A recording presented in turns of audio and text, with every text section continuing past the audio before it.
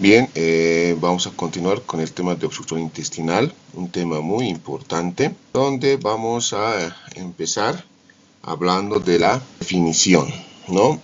Ilio o bien obstrucción intestinal, que se va a definir como la interrupción de la progresión distal del contenido intestinal. Importante entender que se divide en dos grandes tipos: el adinámico paralítico, que podría manifestarse con ruidos aéreos abdominales negativos o lo que llamamos el silencio abdominal. Y hay otro tipo de clasificación donde también podemos hablar del mecánico u obstructivo, el cual se subdivide en completa e incompleta, que podemos llamarla la suboclusión intestinal, que clínicamente puede expresarse con ruidos aéreos positivos, los famosos ruidos de lucha. Si hablamos ya de la etiología, empezando, al hablar del adinámico paralítico vamos a encontrar la alteración motora del intestino, en la capa muscular o en el sistema nervioso intestinal, ¿no? Importante esta aclaración.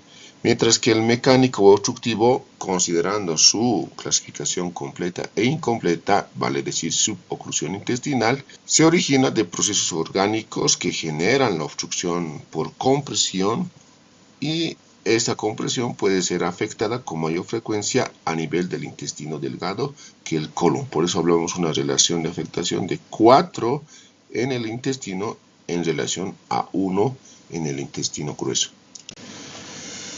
Es importante reiterar qué es lo que pasa cuando hablamos del ilio posoperatorio. Por eso decimos que uno de los mecanismos principales del ilio es el posoperatorio, considerando la presencia de las alteraciones metabólicas que pueden estar ocurriendo en ese momento y electrolíticas. Pero a ello, en un ilio posoperatorio, se postula dos alteraciones, como ser los reflejos simpáticos locales y sistémicos, el grado de manipulación intraoperatoria, intraabdominal y los analgésicos opiáceos utilizados, como estamos mostrando en la imagen. Todos ellos, ya sea alteraciones concomitantemente metabólicas, electrolíticas, reflejos simpáticos locales y sistémicos, la manipulación intraoperatoria, intraabdominal, la utilización de opiáceos como analgésicos, va a generar hipomotilidad intestinal, donde el colon va a demorar en recuperar entre 42 a 72 horas, por si acaso, ¿no? También vamos a encontrar, o lo que va a provocar lo mencionado, un desorden de la actividad eléctrica intestinal. Entonces podríamos ordenar el contexto de situaciones fisiopatológicas de un ilio posoperatorio. Por eso hay que hablar una forma de ilio paralítico que la llamamos la pseudoobstrucción colónica aguda o el síndrome de Ogilvie, que se caracteriza por la dilatación masiva del colon, ¿no?, ascendente habitualmente, de instauración aguda. Hay que ver este tipo de pseudoobstrucción, ¿no? ¿Cuáles son las causas? Incluyen un posoperatorio de cirugía digestiva, ginecológica también, una cirugía ginecológica, una cirugía cardíaca, una cirugía ortopédica, algunos fármacos, por eso mostramos la imagen, y ciertos cuadros clínicos, pero catalogados como graves: infarto agudo de miocardio, infecciones sistémicas, politraumatismos graves. Importante esta consideración de esta diapositiva. Ya haciendo el detalle del cuadro de clasificación y etiologías del ilio, podemos decir que mantenemos la clasificación, el que hemos dicho paralítico o adinámico, ¿no?, el cual se divide en dos, ¿no? Ya hemos dicho que el paralítico dinámico obviamente es un trastorno de la motilidad, pero sin obstrucción estructural, eso hay que aclarar. Por eso podemos mencionar del espástico, que es poco frecuente, pasajero, reversible y se observa habitualmente en el colon, ¿no? Y sus causas son la intoxicación por plomo y los estímulos reflejos. Hay que tener consideración, aunque es poco frecuente. Ya nos vamos al paralítico como tal. Podemos encontrar 6 partes. Estas 6 partes es importante reflejar. En primer lugar está el peritoneal, por eso hablamos de todas las causas que van a generar peritonitis, ¿no? Todas las causas de peritonitis, ¿no? Es importante. También Podemos hablar de la poslaparotomía, que en la anterior diapositiva habíamos explicado, ¿no? Los contextos fisiopatológicos. Mencionamos el ilio regional, ¿no? Entonces la peritonitis, la poslaparotomía, el ilio regional van a englobar lo que son las causas de ilio paralítico de causa peritoneal. También hablamos de la vascular, que va a incluir la isquemia y anoxia de la pared intestinal. Aquí podemos ver en la imagen, ¿no? Una intervención quirúrgica. La embolia, obviamente es relacionada, la trombosis, también la compresión mesentérica, que va a generar pues un fenómeno vascular fisiopatológico que genera un ilio paralítico, como estaremos haciendo énfasis en esta exposición, la isquemia mesentérica. Tóxicos, en la tercera parte hablamos de la uremia, la acidosis, la sepsis, un contexto de sepsis, los opiáceos, volvemos a mostrar la imagen, y los anticolinérgicos. 4, hablamos de tipo carencial, aquí incluimos la hipopotasemia, la crisis addisoniana. 5, reflejo, un contexto reflejo por toda la connotación que habíamos hablado incluso en el ilio. En el reflejo hablamos del cólico biliar, el cólico renal, las hemorragias retroperitoneales, los traumatismos, un infarto agudo de miocardio, ¿no? Y el sexto, neurológico, que hay que tener en cuenta cuando tenemos fracturas vertebrales o el mismo traumatismo craneal, ¿no? Las TECs. Importante esta diapositiva. Podemos mencionar en un gráfico, importante expresarlo en el gráfico, las causas de ilio paralítico, ¿no? Que esto lo dice la medicina interna basada en evidencia, donde nos muestra un gráfico muy importante y nos hace reflexionar de que también podemos encontrar desde un punto de vista clínico características del dolor y la defensa muscular en algunas enfermedades que van a cursar con ilio paralítico. Esa es la palabra ideal, ilio paralítico. Por eso encontramos desde la perforación de la úlcera péptica, que vamos a encontrar un ilio paralítico, vamos a encontrar en una colicistitis, en un cólico biliar, ¿sí? Vamos a encontrar un ilio paralítico, en una colicistitis aguda vamos a encontrar un ilio paralítico, en una pancreatitis aguda vamos a encontrar un ilio paralítico, en una apendicitis vamos a encontrar un ilio paralítico, en una anexitis vamos a encontrar un ilio paralítico, en una perforación del divertículo de colon sigmoides vamos a encontrar un ilio paralítico y finalmente en un cólico nefrítico que sí vamos a encontrar ilio paralítico. Por eso la pregunta, causas de ilio paralítico, ¿no?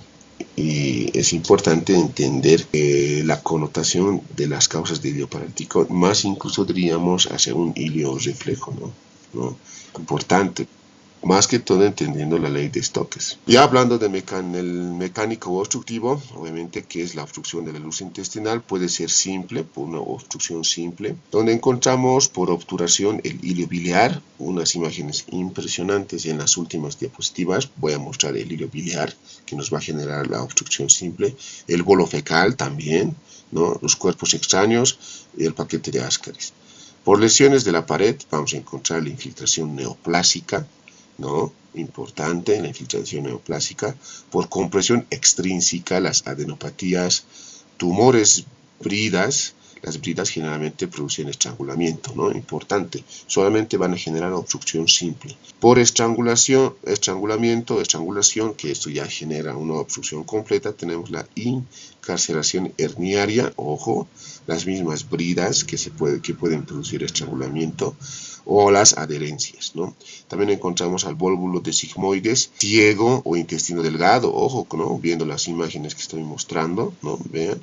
Y la tercera, que es la imaginación o la intususcepción que estoy mostrando en el gráfico, ¿no? Interesante lo que estoy mostrando en las imágenes, vean, reflejo los tipos de ilio mecánico, ¿no? En cuanto a su fisiopatología, miren este gráfico, es importante ver este gráfico, que lo relaciono con una radiografía simple de abdomen, pero donde hay que reflexionar en estos 4 párrafos. ¿Qué pasa en la fisiopatología del ilio, sea esta mecánica o paralítico? Va a haber un aumento de la presión intraluminal, ¿sí? Si hay aumento de la presión intraluminal, va a haber alteración de la microcirculación de la pared intestinal, porque estamos haciendo la distensión. Esta distensión va a generar una disrupción de la barrera mucosa, disrupción, ¿no? O sea, necrosis epitelial, ¿no? Una distensión intestinal progresiva que va a continuar, ¿no? Y eso va a considerar un compromiso de retorno venoso que estoy mostrando aquí, ¿no? Un compromiso de retorno venoso altera la perfusión capilar de la pared, ¿no? De la pared intestinal y ocasiona isquemia, importante. Incluso se dice que este último, cuando hay compromiso del retorno venoso intestinal, hay alteración de la perfusión capilar de la pared, va a ocasionar lo que es isquemia. Y esto es lo que se nota en una obstrucción mecánica como tal, por ejemplo, un estrangulamiento. Importante entender este proceso fisiopatológico. También, antes de llegar a un proceso fisiopatológico, hay que entender que fisiológicamente hay hilio paralítico en las primeras 48 horas posteriores a las cirugías abdominales. Eso es importante también entender. 48 horas hasta 72 horas, habíamos dicho en la anterior diapositiva.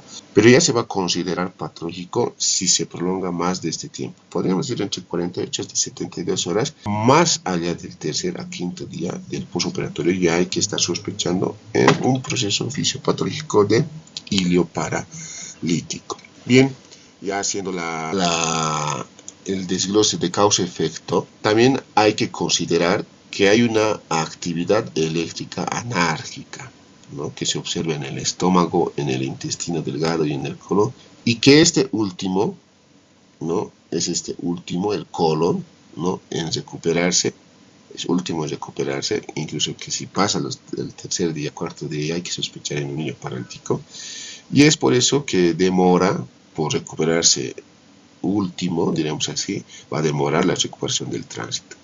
Entonces, si tenemos estas connotaciones que había hablado anteriormente en estos 4 párrafos, importante esta actividad eléctrica, entonces vamos a poder entender la fisiopatología de causa-efecto, ¿no?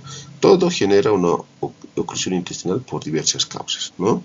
Y vamos a entender este esquema de causa-efecto para poder entender cómo se manifiesta todo este proceso fisiopatológico y cómo también justificamos pedir algunos exámenes complementarios. Por eso, les decía, ya para tener en cuenta este proceso fisiopatológico, y relacionar a la simple de abdomen, vamos a decir lo siguiente.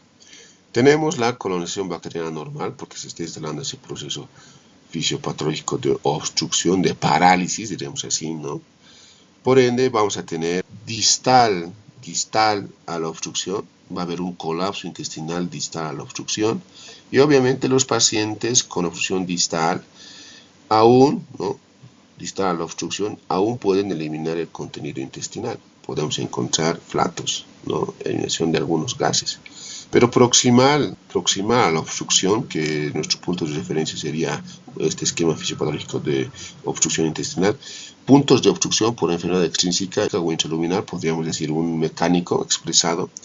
¿Qué vamos a tener? Vamos a tener edema inflamatorio de la pared intestinal porque se está acumulando el líquido, se está acumulando el gas, ¿no?